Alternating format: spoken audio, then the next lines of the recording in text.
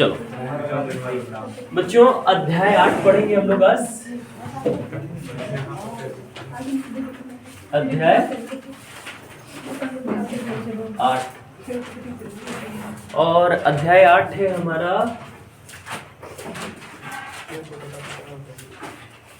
अध्याय 8।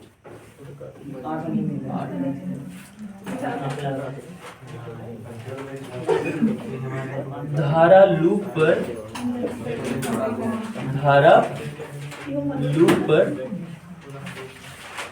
बलयुग्म का आघूर्ण।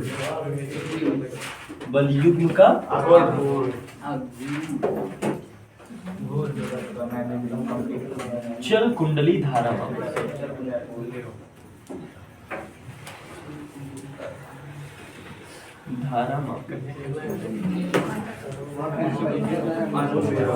चलो बच्चों,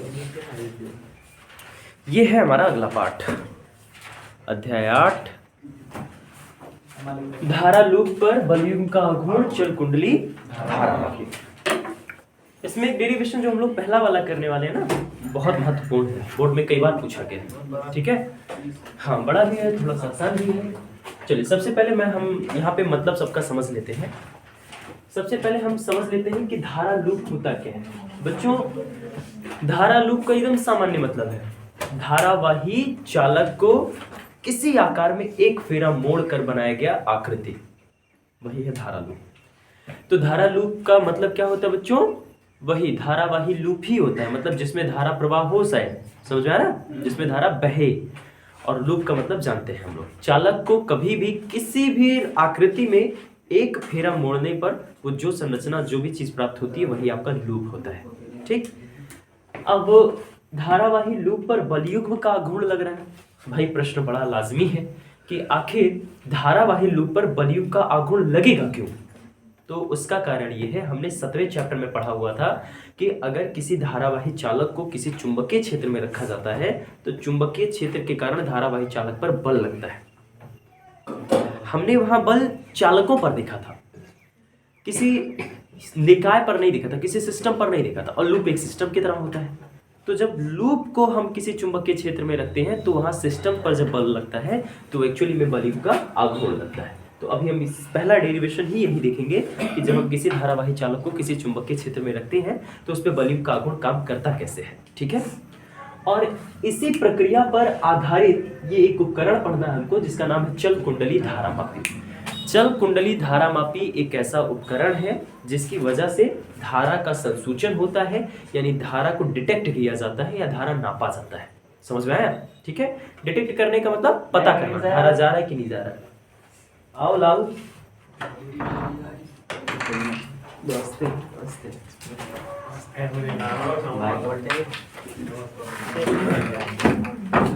चलो, तो ये जो उपकरण है चल कुंडली धारा मापी, ये एक्चुअल में किस पर आधारित है? धारा लूप पर बलयुग्म के आघूर्ण पर आधारित है। चलिए अब इस पे बात करते हैं हम लोग पहले हेडिंग को लेकर के। इसका मैं पहला हेडिंग पढ़ना बच्चों हम लोगों को, एक समान चुंबकीय क्षेत्र में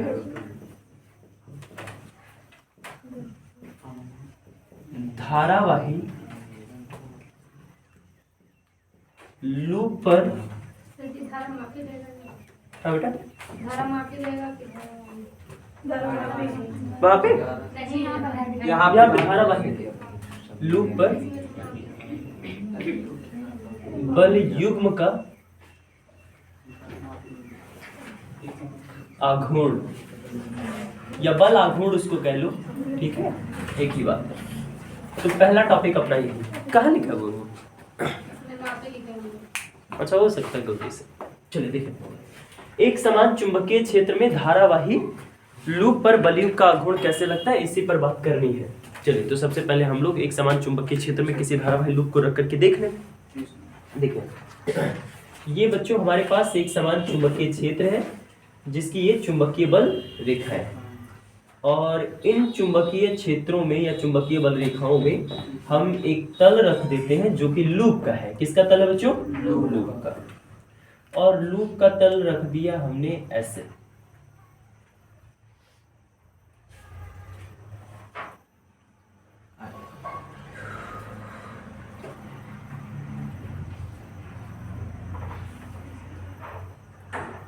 ये है अपना लूप का तल। ठीक, ये एक लूप है। आप शायद संरचना समझ पा रहे होंगे कि वो चुंबकीय बल रेखा ऐसे है तो लूप उसमें ऐसे रखा हुआ है, समझ में आया? ठीक, हाँ, ये लूप उसमें इस तरीके से रखा हुआ है। चलिए अब इस लूप में, इस लूप को पहले हम कुछ नाम दे देते हैं बढ़िया सा। इसका नाम है ए, बी और सी और डी। चुंबकीय क्षेत्र मान के चल रहे हैं वेक्टर बी। हम लोग का जो चुंबकीय क्षेत्र बच्चों वो कितना है? Vector B. और इसमें धारा बह रही है जिस हिसाब से मैं यहाँ चित्र में इंडिकेट कर रहा हूँ उस डायरेक्शन में आई एम्पीयर की धारा है। और चित्र के अनुसार यहाँ धारा बह रही है। किसके हिसाब से बच्चों? चित्र के अनुसार इसमें धारा बह रही है। ठीक, तो ये एक समान चुंबकीय क्षेत्र में हमने धारावाही लूप रख दिया है। लूप का मतलब ऐसे तार लो, एक फेरा मोड़ो, बन गया लूप। और इसमें धारा भेज रहे। ये तो फिलहाल वृत्ताकार है, वहां पे हमने आयताकार लूप रखा है। ठीक है, तो ऐसे आयताकार लूप है। इस आयताकार लूप को हमने एक समान चुंबकीय क्षेत्र में रख दिया। अब देखिए, धारा बह रही है आई एम्पीयर की, और हम ये बात अच्छी खासी तरीके से जानते हैं कि अगर धारा बह रही है किसी चालक में और वो चालक दुर्भाग्य से किसी चुंबकीय क्षेत्र में आ गए, तो भाई पीछे हमने पढ़ा है कि धारावाही चालक पर बल, ठीक है, जो आप लोगों को निकला गया था, ये बराबर IVL sin थीटा। तो चालक है, चालक को एक समान चुंबकीय क्षेत्र में रखा गया है। तो चुंबकीय क्षेत्र में होने के कारण इन चालक के सभी भुजाओं पर बल लगेगा कि नहीं लगेगा? और हम जानते हैं कि लगने वाला जो बल होता है यह बराबर IVL sin थीटा पूरी तरीके से थीटा पर डिपेंडेंट होता है। और थीटा यहाँ किसके किसके बीच का कोण होता है? आई और बी के बीच का कोण होता है। अब जरा एक चीज अगर हम लोग देखें तो धारा का डायरेक्शन और चुंबकीय क्षेत्र की दिशा क्या हर भुजा में एक समान है? नहीं, हर भुजा में धारा का डायरेक्शन सेम कहाँ है? वो तो अलग अलग धाराओं अलग अलग मुड़ रही है ना, पहले ऐसे जा रही है, फिर डायरेक्शन चेंज करी, फिर ऐसे हो रही है। ठीक, इसका मतलब लगने वाले बल के परिमाण में भी अंतर आएगा। सभी भुजाओं पर एक समान बल नहीं लगेगा। जिनमें धारा का परिमाण समान होगा, धारा का डायरेक्शन समान होगा, उन्हीं भुजाओं पर बल का मान एक समान मिलेगा, शेष भुजाओं पर नहीं। चलो सबसे पहले हम देख लेते हैं, पहली भुजा पर एक बल लगेगा और जो मैं फिगर बना रहा हूं बल का डायरेक्शन वही होगा। कैसे होगा अभी मैं समझा देता हूं। ये इस भुजा पर लगने वाला पहला बल हो गया F1। कितना बल लगा बच्चों? F1। और इस पे ये दूसरा बल लग रहा है F2। इस पर ये दूसरा बल लगा F2। एंड इस पर एक बल लग रहा है, यहाँ पे एक बल यहाँ पे लग रहा है। नेमिंग कर देते हैं बलों का, F2, F3 तथा F4। ऐसे लग गया इन पर बल। समझ आए? अब ये बात तो हम लोग सभी जान रहे हैं कि चार भुजा है, चारों भुजाओं में अलग अलग डायरेक्शन में धारा है, तो बल तो लगेगा भाई। तो बल मान लिए चार भुजाओं पर F1, F2, F3 लग रहा है। अच्छा, एक चीज हम पहले से मान के चल रहे हैं कि ये जो भुजाएं हैं BC, ये तो AD के बराबर होंगी कि नहीं होंगी? होना पड़ेगा भाई, क्योंकि आयत है, आयत के आमने सामने की भुजाएं बराबर होती है। और इसको मान के चल रहे हैं, इसकी लंबाई है B। कितनी है बच्चों? B है। और उसके साथ अगर हम A से B का डिस्टेंस ले लें और C से D का डिस्टेंस ले लें, इसकी लंबाई को हम लोग मान लेते हैं C, सॉरी L। कितना मान लेते हैं? L। यानी ऐसे कह लो कि इस आयत की लंबाई L है और चौड़ाई B है। ठीक है, अब देखो चार भुजाओं पर मान लिया, पहले भुजा पर बल लग गया F1, दूसरे पर F2, तीसरे पर F3, चौथे पर F4। अब कहोगे ठीक है सर जी बल तो लगा लिया, लेकिन बल का डायरेक्शन कैसे बता रहे हो? तो भाई लगने वाले बल का डायरेक्शन भी हमने बताया है, दाहिने हाथ के हथेली के नियम नंबर 2 से या फिर फ्लेमिंग के बाएं। चलो देख लेते हैं। देखो चुंबकीय क्षेत्र की दिशा इधर है और पहली उंगली को रखा जाता है चुंबकीय क्षेत्र की दिशा में, इसको रखा जाता है धारा की दिशा में। थोड़ा रखो, देखो अंदर की ओर गया और थोड़ा सा प्लेट ऐसे टेढ़ा है तो मतलब वो साइड में जाएगा। समझ में आ रहा है? तो इसी वजह से इस पे जो बल लगा वो गया इधर को। इस रूल के हिसाब से ये धारा के डायरेक्शन में, धारा नीचे से ऊपर की ओर जा रही है, चुंबकीय क्षेत्र अंगूठा जा रहा है अंदर की ओर। ठीक, और उसको थोड़ा सा ऐसे हम लोग टेढ़ा करें तो वो आप दिखाई आपको समझ में आएगा कि ये फोर्स एक्चुअली में इधर की ओर लग रहा है। समझ आ रहा है? तो F1, या फिर अगर तल को आप ऐसे एकदम सीधा सीधा रख देंगे तो आप मान के चलिए कि वो बल अंदर की ओर लग रहा है। समझ में आ गया? इसके बाद देखिए दूसरी वाली भुजा पर देखिए, BC पर जो हमने बल का डायरेक्शन शो किया वो कैसे शो किया, वो भी इसी रूल से शो किया है। देखो ये धारा जो है ये हमारी ओर आ रहा है, धारा किधर आ रहा है, हमारी ओर। एक प्लेट वो डब्ल्यू देखो ऐसे ही तो रखा हुआ भाई, ऐसे ही तो रखा हुआ है। अब ये धारा, पहली वाली धारा ऐसे गई है, पहली वाली धारा ऐसे गई है, दूसरी वाली धारा उधर मुड़ रही है, यानी ये धारा किधर जा रही है, आपकी ओर। किधर आ रही है, आपकी ओर। तो इसको ऐसे रखना पड़ेगा इस बार, समझ आ रहा है, ये देखो आपकी ओर है, समझ आ रहा है। तो ये चुंबकीय क्षेत्र की दिशा और ये धारा की दिशा, इधर धारा आ रही है तो अंगूठा बल की दिशा, F2 का डायरेक्शन ऊपर की ओर। इसी तरीके से अगर हम F3 को लेकर के बात करेंगे तो F3 का भी डायरेक्शन आप देख लीजिए, धारा किधर आ रही है, नीचे, चुंबकीय क्षेत्र, अंगूठा कहाँ है, बाहर की ओर, यानी F3 वाला जो बल है ये आपकी तरफ लगेगा, समझ में आ रहा है। अब यहाँ देख लो, यहाँ धारा बह रही है उधर और चुंबकीय क्षेत्र की दिशा है, देखो धारा का डायरेक्शन है इधर और चुंबकीय क्षेत्र की दिशा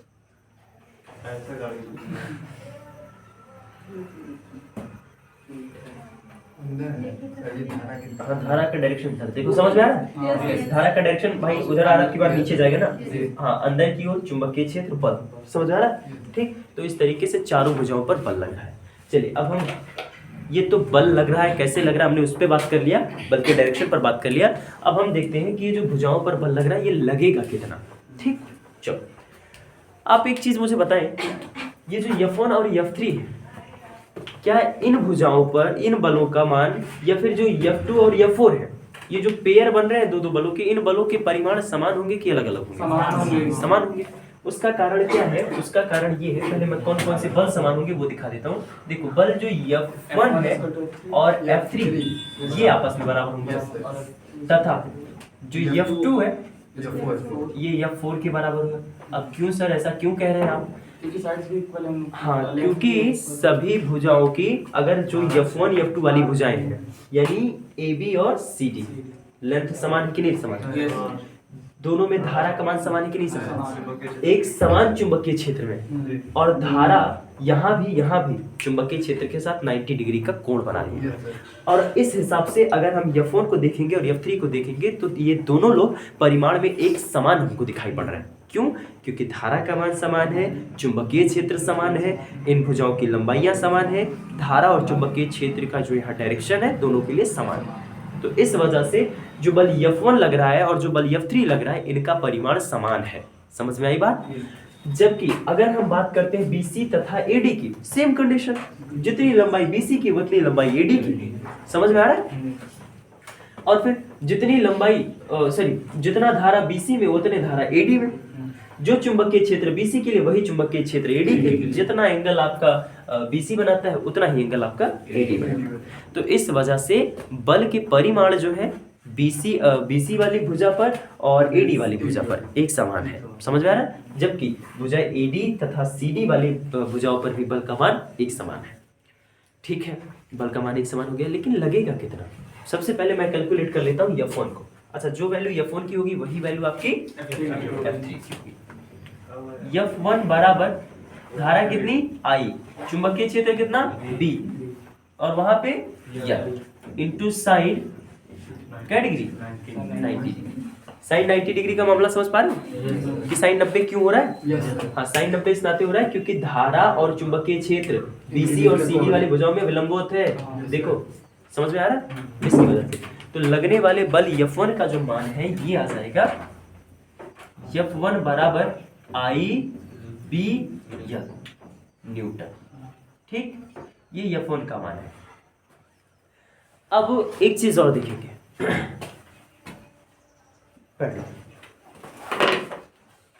देखो यहां वाला जो बल लग रहा है वो ऊपर की ओर, यहां जो बल लग रहा है वो नीचे, लेकिन दोनों बलों की क्रिया रेखा एक ही है।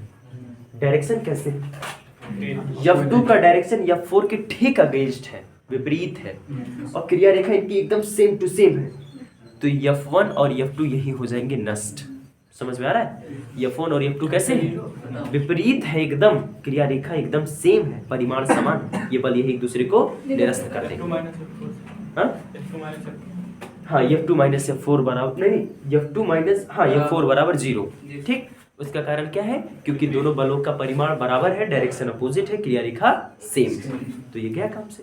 इन भुजाओं पर एक बल लग रहा है अंदर की ओर, इधर वाला अंदर की ओर, उधर वाला बाहर की ओर, तो इसकी क्रिया रेखा यहाँ, इसकी क्रिया रेखा यहाँ, यानी इन दो बलों की क्रिया रेखाएं अलग अलग है। अलग अलग समझ में आ रहा है? ठीक, अगर समान होती तो फिर जोड़ जाते नहीं, अगर हाँ सिमिलर डायरेक्शन में होती तो जोड़ जाते। ठीक, अब F1 का जो क्रिया रेखा है और F3 का जो क्रिया रेखा है एकदम अलग है भाई। F1 की क्रिया रेखा यहाँ जा रही है, F3 की क्रिया रेखा वहां जा रही है। समझ में आ रहा है? ठीक, अब बाबू लोग F1 तथा F3 की ये जो क्रिया रेखाएं हैं, ये क्रिया रेखाएं अलग अलग हैं, जबकि F1 और F3 का परिमाण समान है, डायरेक्शन के भी अपोजिट है। समझ में आ रहा है? अब मिला करके इस तुम्हारे आयताकार भुजा पर कितना बल लगा? 2 बल। कुल मिला करके मैं बात कर दो, खाली 2 ही बल तो रह गया। F2 तथा F4 तो परिमाण में समान, डायरेक्शन अपोजिट और क्रिया रेखा एक, तो वो तो खत्म हो गया। लेकिन ये वाले जो बल बचे आपके F1 तथा F3, इनके भी परिमाण समान है, क्रिया रेखाएं अलग अलग है और बबुआ दिशा विपरीत है। क्रिया रेखा का मतलब उनके बल का डायरेक्शन कार्य करने का अलग है, एक ही रेखा थोड़ी काम कर रहे हैं। देखो जैसे अगर F1 F2 काम कर रहा तो यहाँ लग रहा तो एकदम ठीक एक नीचे में लागत रही है, ये क्रिया रेखा सेम। अब इस पे इधर को लग रहा है, ये यहाँ लग रहा है, क्रिया रेखा अलग है, एक फोर्स यहाँ, दूसरा फोर्स यहाँ, ऐसे है ये। ठीक, तो ये देखो क्रिया रेखा अलग अलग जगहों पे है, ऐसे है। समझ में आ रहा है? तो क्रिया रेखा यहाँ कैसी है बच्चों? अलग अलग। और आपको मैंने पहले चैप्टर में ये बात पढ़ा रखा है कि अगर किसी भी पिंड पर, किसी वस्तु पर 2 ऐसे बल कार्य करें जिन बलों का परिमाण समान हो, क्रिया रेखाएं अलग अलग हो या भिन्न हो तथा उन बलों का डायरेक्शन एक दूसरे के विपरीत हो, तो वहां बलयुग्म के आघूर्ण की रचना होती है। यानी अब इस निकाय पर 2 बल कार्य करेंगे जिसे हम लोग कहेंगे बलयुग्म का आघूर्ण, और ये 2 बलों को कारण होगा क्या? ये 2 बलों के कारण ऐसे कुंडली घूम जाएगी और निरंतर ये बल ऐसे लगे रहेंगे। समझ आ रहा है? ये बल निरंतर ऐसे लगेंगे और आपकी ये कुंडली ऐसे घूम जाएगी। समझ में आ रहा है? तो अब हमें इसी बलयुग्म के आघूर्ण की चर्चा करनी है, उसी बलयुग्म के आघूर्ण को निकालना है। तो F1 का मान तो पता चल गया, और जो मान F1 का होगा वही मान आपके F3 का भी होगा। ये बात समझ में आ रही है? ठीक, अब लाला यहाँ देखिए ध्यान से, F1 तथा F3 वाला जो मामला है उसका हमने परिमाण निकाल लिया, उसका हमने डायरेक्शन समझ लिया। हमने ये समझा कि F1 और F3 परिमाण में समान है, डायरेक्शन अगेन विपरीत है, लेकिन इनकी क्रिया रेखाएं अलग अलग है। और अगर ऐसा है तो आपके इस निकाय पर क्या काम करेगा? बलयुग्म का आघूर्ण। क्या काम करेगा बच्चों? बलयुग्म का आघूर्ण काम करेगा। और देखो बलयुग्म का आघूर्ण होता क्या है, उसका फॉर्मूला बल आघूर्ण यानी टाउ, बल आघूर्ण को किससे रिप्रेजेंट करते हैं? टाउ से। ठीक है, टाउ बराबर होता है फॉर्मूला एक बल गुणे दोनों बलों की क्रिया रेखा, एक बल गुणे दोनों बलों की क्रिया रेखाओं के बीच की लंबवत दूरी। ये होता है भैया, ये सूत्र है, ये बलाघूर्ण निकालने का फॉर्मूला है कि 2 बल लग रहे थे, उन दोनों में से कोई एक बल ले लो और उन दोनों बलों की क्रिया रेखाओं के बीच की जो अभिलंबोत दूरी होती है वो ले लो। तो अभिलंबोत दूरी पर हम थोड़ा सा बात करेंगे। ये हमारी चुंबकीय बल रेखाएं हैं। क्या है बच्चों? चुंबकीय बल रेखाएं।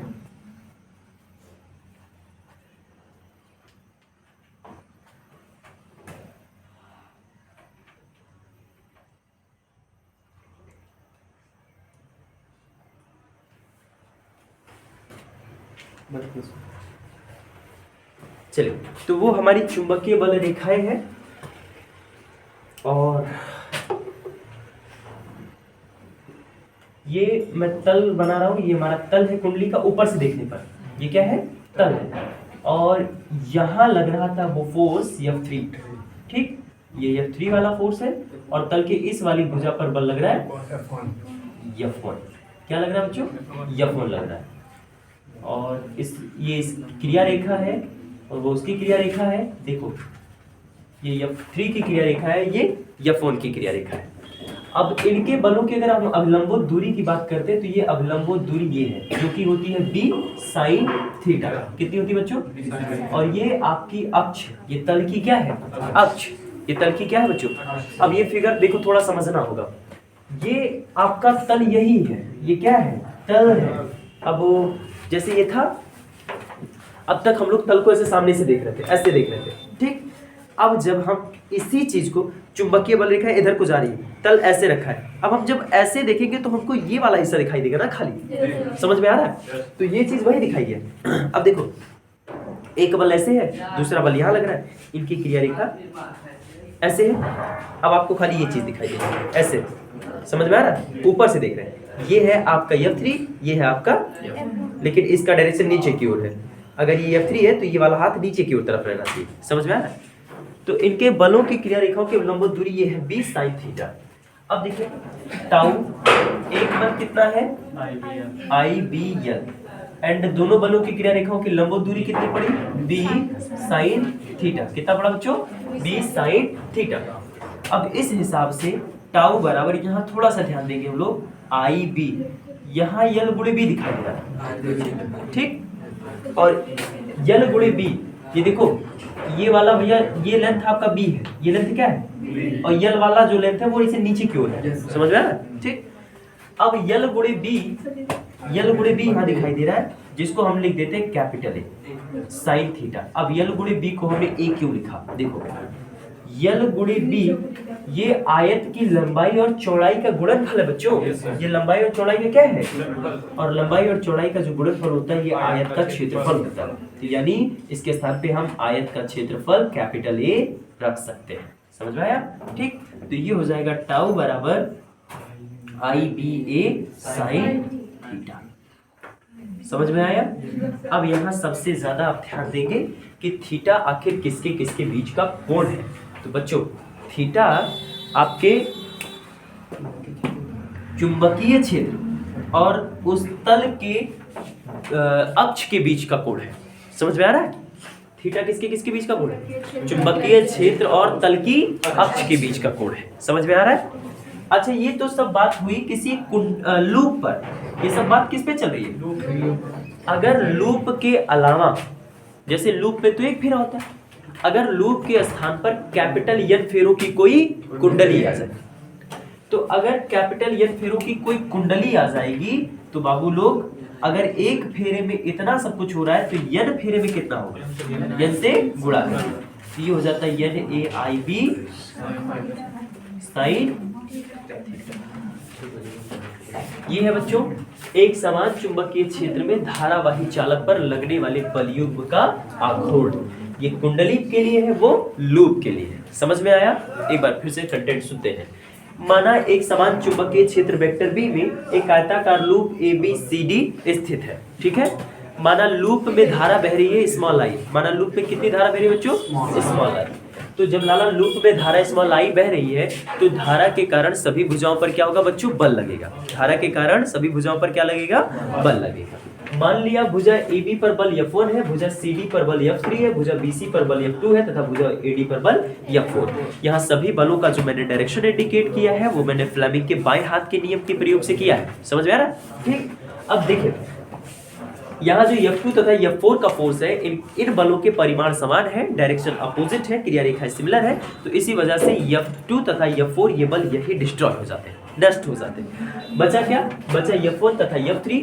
इन बलों के परिमाण समान है, क्रिया रेखाएं अलग अलग है, जबकि डायरेक्शन विपरीत है। तो ये दोनों बल मिल करके कुंडली पर एक बलयुग्म का आघूर्ण की रचना करने लगते हैं, जिससे कुंडली किसी अक्ष को केंद्र मान करके उसी के परितः चारों तरफ चुंबकीय क्षेत्र में घूमने लगती है। अब बाबू, सबसे पहले हमने बल का परिमाण कैलकुलेट कर लिया। F1 का परिमाण F3 के बराबर होगा, हमने F1 निकाल लिया। F1 बराबर IBL sin 90 degree. sin 90 degree क्यों होगा? sin 90 डिग्री इस नाते होगा क्योंकि वहां भुजा AB तथा CD सदैव चुंबकीय क्षेत्र में लंबवत आते हैं, तो वहां धारा का डायरेक्शन चुंबकीय क्षेत्र के डायरेक्शन के साथ 90 डिग्री का एंगल बनाता है। समझ में आ रहा है?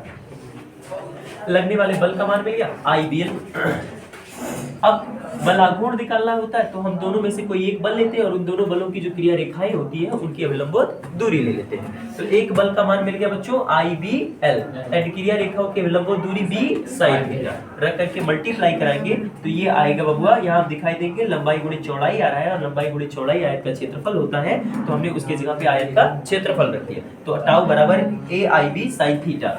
अब यहाँ देखो यदि कुंडली के क्या नाम है लूप के स्थान पे कैपिटल एन फेरों की कोई कुंडली हो तब लाला टाउ बराबर AIB sin थीटा। ये किसी कुंडली पर लगने वाले बलयुग के आघूर्ण के लिए फॉर्मूला है। यन है कुंडली में फेरों की संख्या, कैपिटल A है आपके कुंडली के तल का क्षेत्रफल, I है कुंडली में बहने वाली धारा, B है एक समान चुंबकीय क्षेत्र जहां आपकी कुंडली रखी हुई है और थीटा जो है ये चुंबकीय क्षेत्र और तल के वेक्टर कह लो, उसको क्षेत्रफल वेक्टर कह लो या फिर उसकी अक्ष कह लो, उसके बीच का कोण है। ठीक है, बाकी पढ़ते हैं।